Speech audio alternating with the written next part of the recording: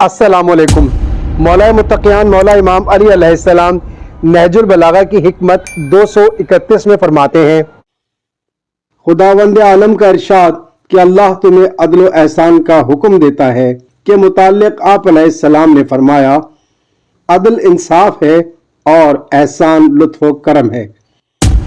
अदल व इंसाफ ये है कि जिसका जो हक है वो उसे दिया जाए, जो वो डिजर्व करता है, जिसका वो हकदार है, जो मकाम उसका बनता है, जो एहतराम उसका बनता है, जो चीज़ का वो हकदार है, जो रवैये का वो हकदार है, उसके साथ वो रवैया रखा जाए।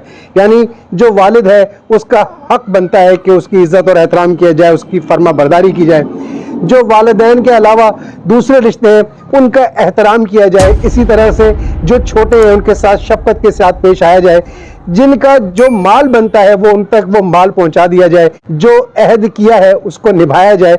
ये सारी बातें जो है वो अदल में आती हैं। अब कभी ऐसा भी होता है कि जिसका जो हक बनता है वो उसे नहीं मिलता है, उसे नहीं दिया जाता है, या देने वाला एक इक़्तिदार नहीं रखता, मजबूर होता है, किसी वजह से वो हक अदा नहीं कर पा रहा होता। ऐसे में हक का साथ देना, ऐसे में हक की बात करना, ऐसे में हक की शहादत देना, गवाही देना, हक के साथ खड़ा होना और फिर हक के साथ फैसला करना, इंसाफ करना, ये है अदल और इंसाफ। इसके बाद जिस एहसान का जिक्र परवरदिगार आलम करता है और मौला मुत्तक़ियान उसकी वजाहत करते हुए फरमाते हैं कि ये लुत्फ व करम है।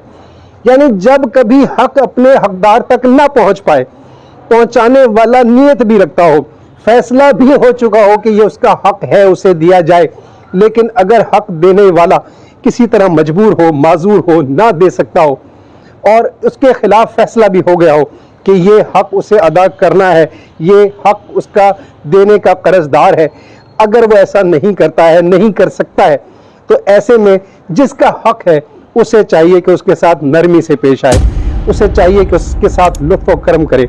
ये एहसान है।